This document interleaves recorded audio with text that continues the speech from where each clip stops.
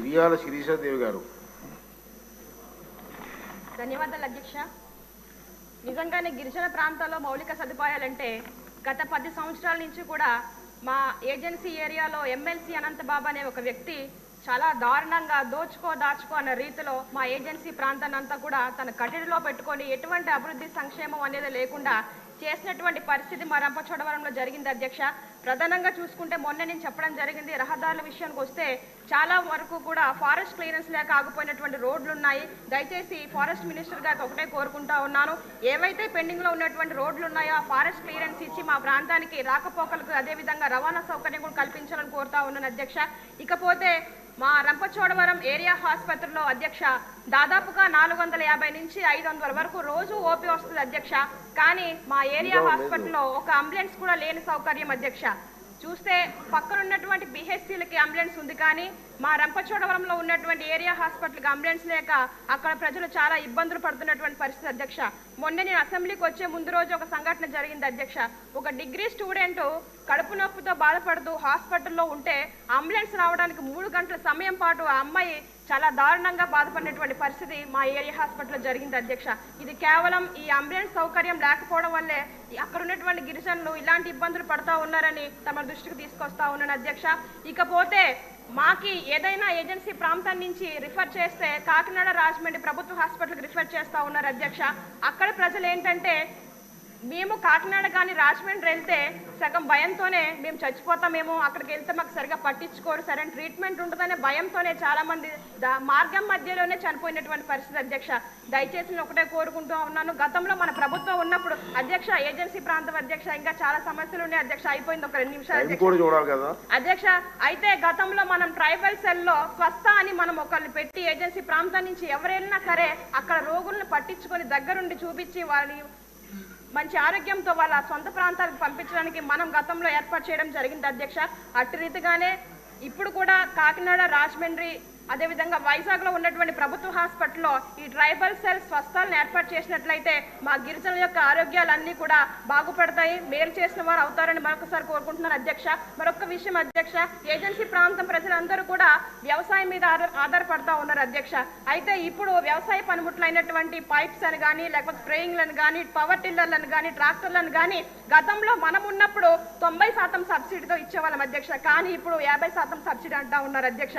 గిరిజన ప్రాంతంలో గిరిజనులు ఉన్నారు, గిరిజనేతలు ఉన్నప్పటికీ కూడా అంత వ్యయం చేసి ఆ పనిముట్లు కొనుక్కోలేరు కనుక అధ్యక్ష దయచేసి నేను వ్యవసాయ శాఖ మినిస్టర్ గారికి ఒకటే కోరుకుంటా ఉన్నాను, ఆ సబ్సిడీ అనేది 90% పెట్టినట్లయితే మన రాష్ట్ర ప్రభుత్వం 50%, ఐటీడీఎల్ 40% పెడితే 90%తో రైతులందరూ కూడా ఆ యొక్క పరికరాలు తీసుకొని వ్యవసాయం చేసుకొని మన బ్రతుకుల్లో వెలుగులు నింపుకోవడానికి మంచి అవకాశం ఉంటుంది కనుక అధ్యక్ష ఈ విషయాన్ని కూడా తమ దృష్టిలో పెడతా ఉన్నాను అధ్యక్ష. అవకాశం ఇచ్చిన ధన్యవాదాలు. వేసింది గిరిజన శాఖ మంత్రికి, మీరు వ్యవసాయ శాఖ గురించి మాట్లాడుతున్నారు. పల్లె సింధూర్ గారు. ధన్యవాదాలు అధ్యక్ష. సత్యసాయి జిల్లాలో చాలా మంది గిరిజన రైతులు ఫారెస్ట్ ల్యాండ్లలో గత 50 సంవత్సరాలుగా వ్యవసాయం చేసుకుంటున్నారు అధ్యక్ష. వీళ్ళకి గిరిజన చట్టం ప్రకారం వీళ్ళకి అక్కడ హక్కులు కూడా ఉన్నాయి.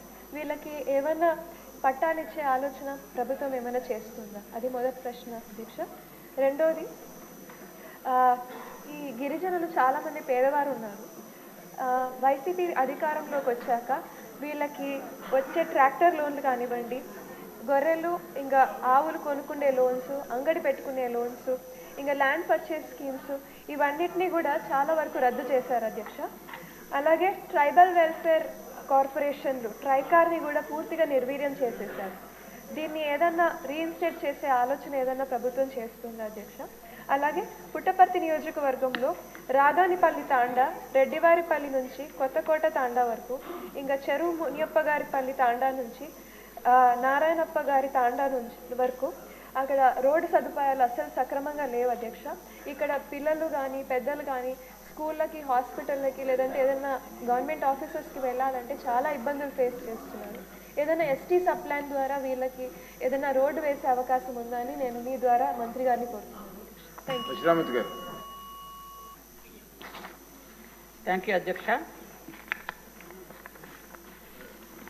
అధ్యక్ష, గిరిజన ప్రాంతాల్లో మొత్తం 9031 ఆవాసాలకు గాను అన్కనెక్టివిటీగా ఉన్నటువంటి గ్రామాలు 2162 ఉన్నాయి అధ్యక్ష. వీటిలో గౌరవ ముఖ్యమంత్రి గారు ఎన్ఆర్జిఎస్తో అనుసంధానం చేసి వీటన్నిటికీ కూడా రోడ్స్ వేసే విధంగా ఫారెస్ట్ డిపార్ట్మెంట్తో కూర్చొని మాట్లాడి చేయాల్సిందిగా ఆల్రెడీ మాకు ఆదేశాలు ఇవ్వడం జరిగింది అధ్యక్ష. అలాగే 100 కంటే తక్కువ ఉన్నటువంటి గిరిజనులు ఎక్కడైతే ఉన్నారో ఆ గ్రామాలు 499 ఉన్నాయి అధ్యక్ష. అవి పూర్తిగా పీవీటీజీలుగా ఉన్నాయి. అవి పిఎం జన్మన్ కార్యక్రమంలో పిఎంజిఎస్వై మంజూరు కింద 100 కంటే ఎక్కువ జనాభా ఉన్న పీవీటీజీ బీటీ ప్రమాణాలకు కూడా కనెక్టివిటీ రోడ్ల కోసం ఆల్రెడీ మనం చర్యలు తీసుకోవడం జరుగుతుంది అధ్యక్ష. అలాగే 149 అనుసంధానం లేని కనెక్టివిటీ చేయడానికి 280 కోట్లతో 315 కిలోమీటర్ల పొడవైనటువంటి రోడ్లకు గాను 130 పనులు ఆల్రెడీ పరిపాలనా అనుమతులు కూడా తీసుకోవడం జరిగింది అధ్యక్ష. అధ్యక్ష, గత ఆదివాసీ దినోత్సవం రోజు తమకి అంటే ఇంతకు ముందు కూడా చెప్పాను అధ్యక్ష, ఆదివాసీ దినోత్సవం రోజు గౌరవ ముఖ్యమంత్రి వర్యులు చంద్రబాబు నాయుడు గారు దాదాపు కనెక్టివిటీ లేని 2000 గిరిజన గ్రామాలకు 2500 కోట్ల రూపాయలతో రోడ్లు వేయడానికి ఆల్రెడీ ప్రతిపాదనలు కూడా పంపించమని చెప్పడం జరిగింది అధ్యక్ష. అలాగే 9 ఐటీడీఏలకు కూడా ఆ ప్రతిపాదనలు పంపించాల్సిందిగా ఆల్రెడీ మేము చెప్పడం కూడా జరిగింది అధ్యక్ష. అవి జరుగుతున్నాయి అధ్యక్ష. అలాగే సభ్యులు అడిగిన ప్రశ్నకి 2014-19 సంవత్సరంలో ఫీడర్ అంబులెన్సులు అప్పుడు ముఖ్యమంత్రి గారు చంద్రబాబు నాయుడు గారు 122 ఫీడర్ అంబులెన్సులు శాంక్షన్ చేశారు అధ్యక్ష. కానీ 19-24లో వాటిని వాడకుండా ఫీడర్ అంబులెన్స్ని పక్కన పడేస్తారు అధ్యక్ష. దానివల్ల సగం పోయే అధ్యక్ష, సగమే బాగున్నాయి. కానీ ఆ సగానికి కూడా డ్రైవర్లను వేయకుండా ఆ ఫీడర్ అంబులెన్స్ని ఒక మూల పడేస్తారు అధ్యక్ష. దానివల్ల గిరిజనులకి అవి పూర్తిగా అందుబాటులో లేకుండా అయిపోయాయి అధ్యక్ష. దానికి గాను ఇప్పుడు కొత్తగా మళ్ళీ 47 ఫీడర్ అంబులెన్స్ శాంక్షన్ చేశాం అధ్యక్ష. అవి మళ్ళీ గిరిజన గ్రామాలకి ఆ ఫీడర్ అంబులెన్స్ ఉపయోగించుకోవాల్సిందిగా కోరుతున్నాం అధ్యక్ష. అలాగే ఎక్కడైతే గిరిజన ప్రాంతాల్లో ఉన్నటువంటి వాళ్ళకి తీసుకొచ్చి ఇంతకు పూర్వం చెప్పినట్టుగా బర్త్ వెయిటింగ్ హాల్స్ 76 ఉన్నాయి అధ్యక్ష. ఆ 76లో గిరిజన మహిళల్ని 7 రోజుల ముందే తీసుకొచ్చి ఉంచుతున్నారు అధ్యక్ష. దానికి గాను 14.28 కోట్లు శాంక్షన్ చేశాం అధ్యక్ష. అవి కూడా చర్యలు తీసుకోవడం జరుగుతుంది అధ్యక్ష. అలాగే గౌరవ సభ్యులు అడిగిన దానికి ఐటీడీఏలో జనరల్ బాడీ మీటింగు గత 5 సంవత్సరాలుగా 9 ఐటీడీఏలో ఎక్కడ పొరపాటును కూడా జరపలేదు అధ్యక్ష. ఐటీడీ అసలు ఓపెనే చేయలేదు అధ్యక్ష. అందువల్ల గిరిజన ప్రాంతాల గిరిజన మండలాలు కాకుండా వేరేగా ఉన్న గిరిజన గ్రామాల్ని అసలు ఏ అప్లికేషన్లో తీసుకోలేదు అధ్యక్ష, ఏవి కలపలేదు అధ్యక్ష. ఆ విధంగా ఉన్నాయి కాబట్టి మరలా మనం ఐటీడీఏ జనరల్ బాడీ మీటింగ్లు ఏర్పాటు చేస్తున్నాం అధ్యక్ష. వాటిల్లో ఏవేవి గిరిజన గ్రామాలు ఎక్కడ గిరిజన గ్రామాలు ఉన్నాయో వాటన్నిటిని కూడా ఇంతకు పూర్వంలాగే అనుసంధానం చేసుకొని వెళ్ళడానికి కూడా ప్రణాళికలు చేస్తున్నాం అధ్యక్ష. అలాగే గౌరవ సభ్యులు అడిగినట్టుగా రంపచోడవరంలో వెళ్ళాలి అని అంటే చాలా దూరం వెళ్ళాలి అని సభ్యులు చెప్పారు అధ్యక్ష. యాక్చువల్గా అల్లూరు సీతారామరాజు జిల్లాలో రంపచోడవరం 250 కిలోమీటర్ల దూరం ఉంది అధ్యక్ష. వాళ్ళేమో విశాఖపట్నం వస్తే విశాఖపట్నంలో కేజీహెచ్లో ట్రైబల్ సెల్ ఉంది అధ్యక్ష.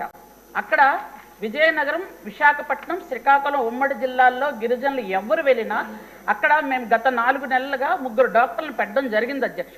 ఎవరు వచ్చినా తీసుకెళ్లి ట్రీట్మెంట్ చేసి పంపిస్తున్నారు అధ్యక్ష. కానీ వీళ్ళకి 250 కిలోమీటర్ల దూరం వల్ల వీళ్ళు రాలేకపోతున్నారు అధ్యక్ష.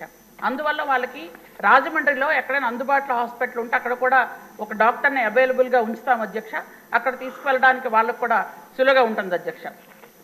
అలాగే ఆశ్రమ పాఠశాలల్లో 10+2 చేస్తున్నాం అధ్యక్ష. కొన్ని ఆశ్రమ పాఠశాలల గురించి కూడా అడిగారు. అవి కూడా మొన్న ముఖ్యమంత్రి గారు దానికి కూడా మాటిచ్చారు అధ్యక్ష, 10+2 అవుతాయి అధ్యక్ష.